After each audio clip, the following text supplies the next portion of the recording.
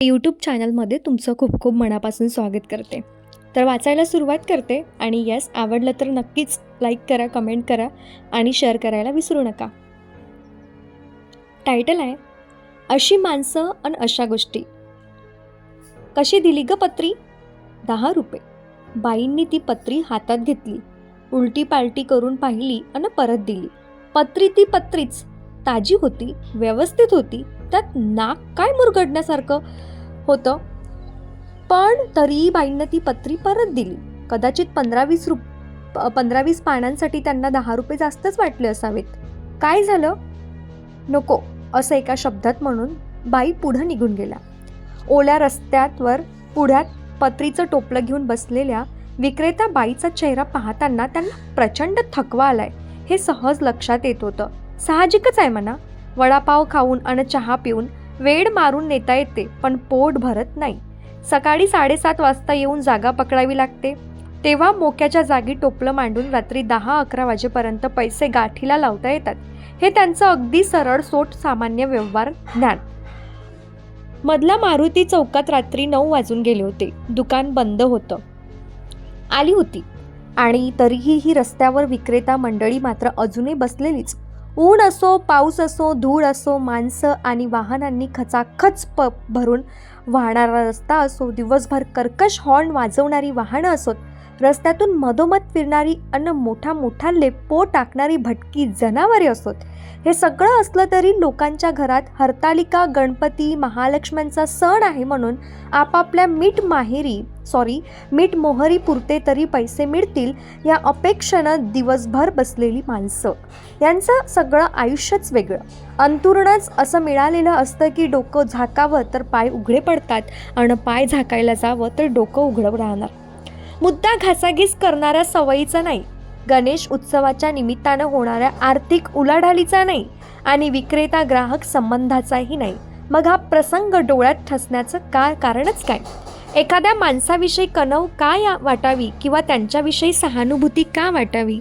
जर मी म्हटलं की ती माणसं दिवसरात्र कष्ट करतात तर लोक म्हणतील आम्हीही कष्टच करतो. जर मी म्हटलं की ती माणसं उपाशी पोटी राबतात तर लोक म्हणतील आम्हीही अनेकदा उपाशी पोटी राबतो. मी असं म्हटलं की त्यांना सुखच नाही तर लोक म्हणतील जगी सर्व सुखी कोण आहे सांगा बरं. मग मुद्दा काय आहे? मुद्दा काहीही कारण नसताना आपण एखाद्याला आशेला लावून नंतर झुडल झटकल्यासारखं झटकून टाकतो ना, त्या आपल्या वृत्तीचा आहे. 10-10 रुपयाच्या दुर्वाच्या जुड्या किंवा पत्री विकून कुणी महाल माड्या बांधू शकणार आहे का? 10 रुपयात आज नारळाची शेंडीसुद्धा येत नाही हे आपल्याला ठाऊक नसतं का? प्रपंच चालवणाऱ्या माणसाला अगदी साधं जगण्यासाठी सुद्धा दिवसाला 300-400 रुपये तरी मिळवावे लागतातच हे न कळण्या इतकं आपण अडाणी नक्कीच नाही. मग आपण असे का वागतो? माणसांना रिजेक्ट करण्याची ही जी घाणेरडी पद्धत आहे तीच मुळात चुकीची आहे. आपल्याला 10 रुपयाच्या दुर्वा पत्री परवडत नाही आणि गणपतीला चांदीच्या दुर्वाचा हार मात्र आनंदाने परवडतो. हे गणितच माझ्यासारख्यासाठीचं अनाकलीय आहे. माणसानं पैशाला हिशोबी असावं यात काहीही चूक नाही, पण कितीतरी गोष्टी अशा असतात ज्याबाबत आपण अजिबातच हिशोबी नसतो. कितीतरी ठिकाणी आपण वारेमाप पैसे उधळतो आणि त्यावेळी कुणाला रिजेक्ट करण्याचा संबंधच येत नाही. खरेदी आणि विक्री हा व्यवहाराचा भाग आहे आणि हा स्वेच्छेचा भाग आहे. याविषयी ज्याचं त्याला स्वतंत्र आहे. उद्या एखादा दिवस असाही येईल की रस्त्यावरचा सामान्य विक्रेता सुद्धा केळी किंवा नारळ विकताना त्याला बारकोड स्टिकर लावून विकेल. काळाच्या ओघात अशक्य काय आहे? पण तेव्हा मात्र आपण गप्पगुमान खरेदी करू. म्हणजे काय? आपल्या लेखी त्या स्टिकरलाच जास्त महत्त्व आहे, त्या विक्रेत्याला नाहीच. हे टोकाचं व्यावहारिक वागणं आपल्या खऱ्या संस्कृतीचं लक्षण नाहीच मुळी. जर आपण आपल्यापेक्षा आर्थिकदृष्ट्या कमकुवत माणसांना असं कसपटल्यासारखं वागतो तर मग आपल्यासारख्या कुणी सहज सोडून देईल असं वाटतं का? जसे आहात तसेच जा बरं एखाद्या 5 स्टार हॉटेलात. तिथले वेटरसुद्धा आपल्याकडे असं काही पाहतील की तुम्हाला मेल्याहून मेल्यासारखं होईल. हे रिजेक्शन नाही तर मग दुसरं काय आहे? एखाद्या दिवशी टॉपटिप कपडे घालून बँकेत जा आणि ज्याच्या खिशाला पेन आहे त्याच्याकडे पेन मागून पहा. तो तुमच्याकडे कसा पाहतो त्याचं निरीक्षण करा. बँकेत येताना साधं पेन आणू शकत नाही, तोंडावर सुशिक्षित दिसता की असा भाव तुम्हाला वाचता आला तर तुम्ही खरे सुशिक्षित. साधी झेंडूची फुलं घ्यायला गेलो तरी विक्रेता 4 जास्तीची फुलं न मागता देतोच. कोथिंबीर घ्यायला गेलो तर आजही त्याच्यासोबत आल्याचा बोटभर का होईना पण तुकडा विक्रेता देतोच. सोबत लहान मुलं असेल तर समोरचा भाजीपाला एखादा टोमॅटो त्याच्या हातात देईल किंवा एखादा फळवाला त्याच्या हातात डाळिंब सफरचंद आनंदाने हातात देईल. त्यात व्यवहार कुठं दिसतो आपल्याला? ते आपण आनंदाने स्वीकारतो आणि ते आपल्यालाही बरं वाटतं, कारण ते आपल्या सोयीचं असतं ना. मग सिजनल विक्रेत्यांशी असं वागणं कशासाठी? आपल्याला एखादी गोष्ट खरेदी करायची नसेल तर नका करू, पण समोरच्या विक्रेत्याला असं हिणकसपणे वागणं चुकीचं आहे, वागवणं चुका आहे. पण नियमाला अपवाद असतात आणि अपवादांनाच नियम सिद्ध होतो असं म्हणतात. ते अजिबात खोटं नाही. माझ्यासमोर हा प्रसंग घडला. तिथून पुढं चुरमुरे लायाच्या भट्टीवर गेलो. अजून गाडी लावतच होतो तोवर दुकानासमोर एक आजोबा उभे असलेले दिसले. पायात प्लास्टिकच्या चपला, स्वच्छ पण साधे कपडे, सोबत छोटीशी कापडी पिशवी, तोंडाला मास्क असा पोशाख.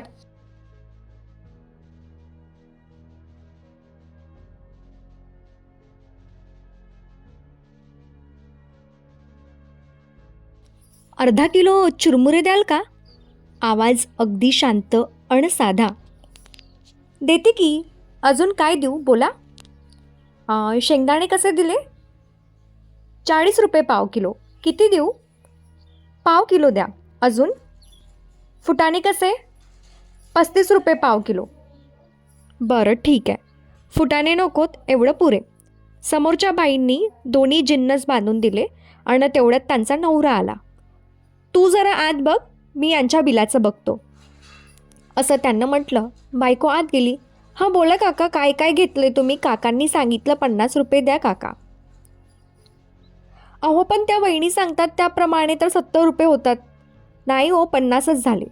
मी सांगतोय ना. काकांनी 50ची नोट काढली आणि दिली. तुम्हाला फुटाणे हवे होते ना, मग घ्या की. काका काहीच बोलले नाही. घ्या पाव किलो फुटाणे, ताजे आहेत, एकदम कडक गरम. दुकानदारानं पुडी बांधली आणि त्याच्या हातातच दिली.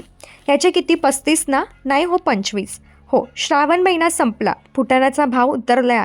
आता काकांनी 25 रुपये दिलेत. ते सावकाश चालत निघून गेले. मी आणि बाबा हा सगळा प्रकार बघत उभे होतो. आम्हाला काय काय हवं होतं ते त्याला सांगितलं. सामान भरता भरता तो सांगत होता. आहो ते एकटेच आहेत, मुलं बाळ नाही. बायको जाऊन 3-4 वर्ष झाली. कुठल्या तरी दुकानात कामाला होते. पेन्शन नाही, फार पैसा पण हातात नाही. वयोमानाप्रमाणे तर काम पण झेपत नाही. आता हे अर्धा किलो चुरमुरे, डाळ, शेंगदाणे घेऊन गेलेत ना, ते 4-5 दिवस पुरवणार बघा. शेवटी तो पण माणूसच आहे.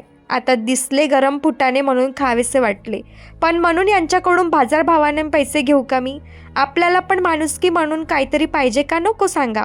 देव वर्ण सगळं बघत असतो व आपण सगळ्यांना एकाच मापानं मोजू नये. हा जगण्या वागण्याचा नियम जाणत्या लोकांनी का बरं घालून दिला असेल? त्याचं उत्तर मला कुणीही न देता आपोआपच मिळालं होतं. विक्रेत्याची अवस्था त्यांना डोळ्यांना दिसत असूनही तिच्याकडं उघडं दुर्लक्ष करणारे ग्राहक कुठं, आणि ग्राहकाची अवस्था लक्षात घेऊन स्वतःच्या विवेकबुद्धीनं त्याला यथाशक्ती मदत करणारा विक्रेता कुठं?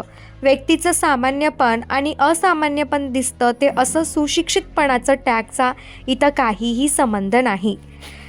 मयुरेश उमाकांत डंके, मानसतज्ञ, संचालक प्रमुख, आस्था काउन्सेलिंग सेंटर, पुणे. कथा विश्व, आपले माणुसकीच्या कथांचे अनोखे विश्व, सौजन्य सोशल मीडिया.